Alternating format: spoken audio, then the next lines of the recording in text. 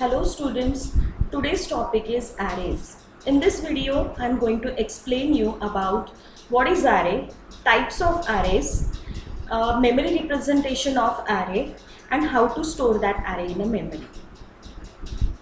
Array is a data structure consisting of collection of similar element. In simple way, we can say that array is a collection of similar type of data. We have two types of array, one-dimensional arrays and two-dimensional array. These are the types of arrays. Static arrays. Array is also called as an abstract data type. And this abstract data type we can create using statically and dynamically. Arrays allocate at compile time are called as static arrays. So when you, in a program, when you declare the array with its size, and when you compile the program, so compiler comes to know that what is the size of that array, and accordingly compiler will allocate a memory for that particular array. So such type of arrays are called as static array. Second type of array is a dynamic array. When we don't know what is the size of that array, so that time at run time, suppose you are giving the size of that array, so such type of arrays are called as a dynamic arrays. These arrays allocates by the storage management system at program at runtime. So for the dynamic arrays, we used to allocate a memory using memory allocation function, that is nothing but malloc and calloc. Different operations that we can perform on any type of data structure. Create operation, we can create an array. Retrieve operation, store, destroy. So these are the basic operations that we can perform on any type of data structure. Create means creating a new array. Retrieve, once you create an array, we need to initialize a value to that array, and once you initialize the value, you can retrieve that value from that array. Then store the value and destroy the array. As you can create an array, similarly you can destroy the arrays also. So the first operation is create. How to create an array statically? So in this example is given over here, integer a of 10. So using this statement, we are creating an array statically. Integer tells you which type of array you want to create. So here, as we want to create an integer type of array, that is why the data type int is given, a of 10. So what is a? This a implies the name of array, and 10 is nothing but the size of array. As we know that integer variable takes 4 bytes of memory. So for 10 integer elements, we require 40 bytes of memory. So when you compile a program after writing this statement, compiler knows that I want to allocate a 40 byte of memory, and accordingly it will allocate a memory. But similarly, when you write a statement character char word of 25, since the character variable takes a single byte of memory, so for 25 element it required a 25 byte of memory. So accordingly compiler will allocate that memory. Allocated as a part of program space by the compiler. So when you compile the program, compiler will allocate that much of memory as a part of program space. Ampersand of a is equivalent to a and is the address of a of 0. So the first element of array we always refer with a of 0. And how to access the address of this particular location, this operator is called as a pointer operator, ampersand operator. So when you write ampersand of a, this means that it retrieves the address of that particular element.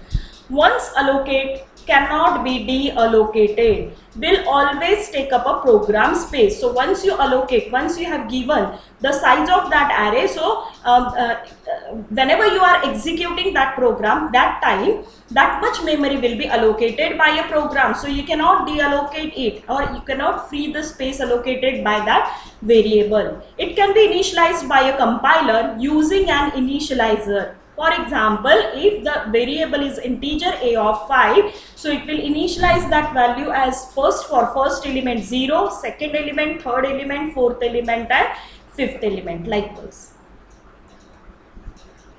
Then creating an array dynamically. Sorry. So dynamically when we create an array, storage is allocated at runtime using a malloc or cmalloc or malloc, or sorry, mistake is there, it's a calloc or realloc. So these are the three functions using which we can allocate a memory at runtime. So what is the syntax to allocate that memory? Hash define size of 10, integer star my array. So this is which type of pointer variable? This is an integer type of pointer variable. Okay. So we are going to initialize the space allocated to this pointer variable. Int star malloc size into. So this size is nothing but this 10 number. We have defined this this variable size 10. So wherever size comes, it will be replaced by 10 into size of int. As we know that size of integer variable is 4 bytes, so 4 into 10 means 40 bytes of space will be allocated. Calloc works same way but initialize the array to 0. So when you allocate a memory using malloc function, it contains a garbage value, but when you allocate a space using calloc function, it will allocate a space and that space will be initialized by the 0. Realloc will resize the previously allocated array to the bigger or smaller number. So once you initialize a memory using malloc or calloc function, suppose after that you want to reallocate that space, you want to resize that space, you want to increase the space or decrease the space, so that adjustment you can do with the help of realloc function. Since this happens at runtime, so time is expanded, so that is why it is called as a dynamic array creation. So we have seen the two types of array creation: static creation of array and dynamic creation of array. Static means in a simple way and dynamic means using a malloc or calloc function. Now we will see the difference between malloc and calloc function. Malloc allocates a byte of memory, whereas calloc allocates a block of memory. As we are giving the size of function with malloc function, so malloc allocates a 10 byte, 20 byte, 40 byte. So it allocates a byte of memory, whereas calloc allocates a block of memory. So that is the first difference between malloc and calloc. Malloc does not initialize the memory. Calloc sets the allocated memory to 0. So when you allocate a memory using a malloc function, it contains a garbage value. But when you allocate a memory using calloc function, it initializes that value with a 0. Malloc takes a single argument and allocates a byte of memory as per the argument taken during its invocation, whereas calloc takes two arguments. They are number of variable to be created and the capacity of each variable. Again, the examples of malloc and calloc is given over here. So this is a malloc function, malloc size of. Size of is a built-in function which will calculate a size of data type. Suppose you have given over here integer, so it will calculate how much byte of data integer variable required, character required or float required. Accordingly it will allocate a space. And calloc takes two arguments, so size of data type, so directly you can give here a size, comma, number of elements. So malloc takes only single argument, whereas calloc takes two arguments. Second operation is store operation. So once you create an array, how to store the value into array? To the same way of both static and dynamic arrays by using the assignment operator. So assignment operator is used to assign a value to the array. So when you write a statement a of 5 equal to 9, this means that you want to store the 9 element at 5th location. So this is how you can store the values into the array. Then once you store the value into the array, you can retrieve the same value for further use. Retrieving a value from some position in an array is done the same way both static and dynamic array using a array position. So whether it might be a static array or dynamic array, doesn't matter, the method is same to retrieve the value from the array. So when you write x of 3, the value of 4th element of x, as we know that array index always starts with the 0th number. So third element means 0, 1, 2, 3. So this is the 4th element of array. So it will retrieve the value, whatever the value stored at this 4th element. Can be used this way in an assignment operator, arithmetic logical operations, or the argument in a function call. So in the same way we can retrieve the value from the array. Next and last operation is a destroy operation. So as you can create an array, you know that how to store the value into array, how to retrieve the value from the array. So destruction of a statically allocated array happens when the program is done. So when you execute the program, that time that space will be activated, and when the program comes to end, so automatically that variable will destroy. So it is alive till you execute that program. Destruction of a dynamically allocated array is done using a free. Okay, so when you execute the program, that time it will activate. When the malloc function will be called, that time that memory will be allocated, but you need to free that memory using a free function. So this returns a storage and storage management system for subsequent allocation for something else. Forgetting or deallocating unneeded storage is called as a memory leak and can cause a program terminate abnormally. So whenever you dynamically allocate a memory using malloc and calloc function, so always remember to free that memory using a free function. Then memory management in array. So in a computer's memory is really an array of bytes. Every time we access the array is done, machine must be calculating to see in a memory in the desired location and position. So when you write an integer a of 5 or integer a of 3 equal to 2 to calculate the address of 3, so how it will calculate a base address? Base address is equal to base address plus index. So this 5 and 3, these are called as a index into the element size. So this is how it will calculate a memory. Then array mapping function used by a compiler to help to calculate the effective address of an array element in a memory. It takes into the account base address, the dimension and size of the array. So how we can calculate a memory address? This we will see in next slide. Representation of a two-dimensional array. As we know that there are two types of arrays, single dimensional array and two-dimensional array. So we have seen how to initialize a single dimension array, how to store the values into single dimensional arrays. Now we will see the two-dimensional arrays. Let A is a two-dimensional array, so whose dimension is m into n, where m is number of rows and n is number of columns. Specifically, the programming language will store the array A either column by column, it is called as a column major order, or row by row, it is called as a row major order. So consider an example of array whose dimensions are 3 into 4. So this 3 into 4 is nothing but in this array we have 3 rows and 4 columns. So how that this array is represented in memory? Two-dimensional array integer a of 2, 2 can be visualized as 2 rows and 2 columns, a square matrix, but it really an array of 2 elements where each element is an array of 2 integer.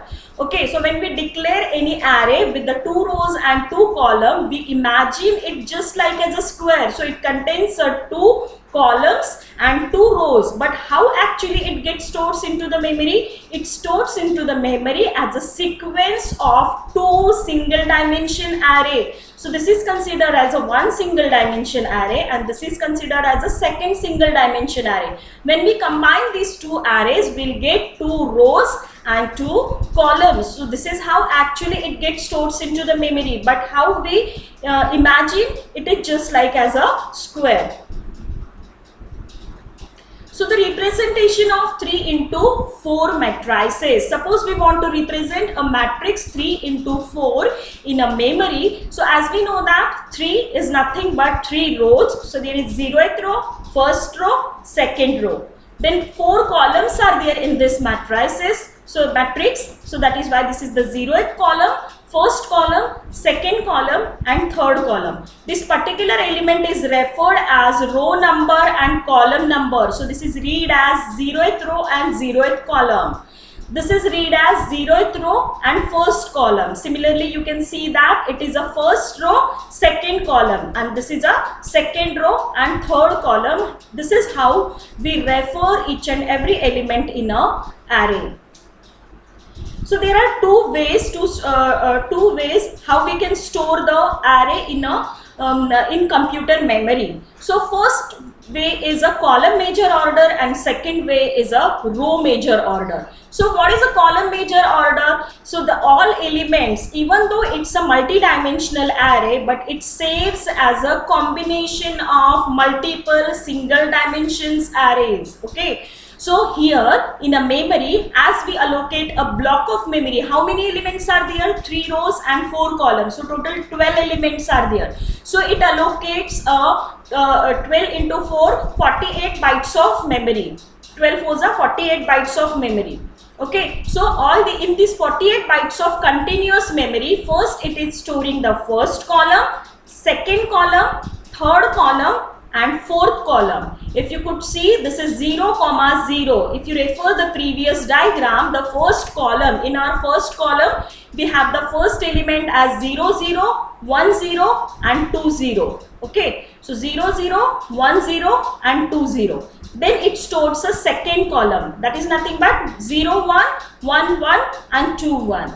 0, 1, 1, 1, 2, 1. So this is how column wise, when all the elements are get stored in an array, it is called as a column major order. Next representation is a row major order. When the elements of array represented row wise, first row, second row and third row. We know that in this matrices we have 3 rows and 4 columns. So when the elements are stored column wise, first column, second column, third column and fourth column, it is called as a column major order. But when the elements are stored row wise, first row, second row and third row, it is called as a row major order. So this is how actually the two-dimensional array stores into the memory.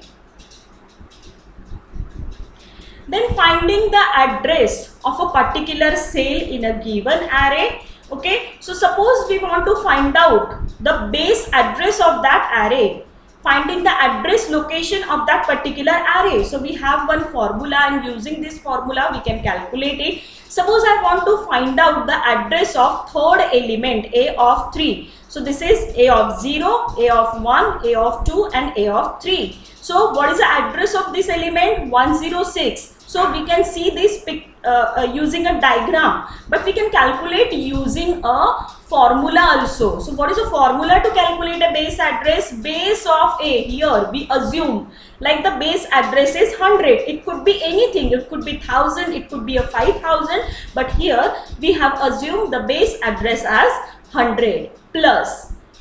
What is a W? What W represents? The number of bytes occupied by that element. Suppose each and every element occupies a 2 byte of space. Then K. What is a K? K is an index from the array whose address is to be searched. So whose address is to be searched? Third element's address is to be searched. 3 minus I is what? Lower bound set of array. So what is a lower bound? This is called as a lower bound 0 and the upper bound is 4. So the formula is base address is equal to base address plus W.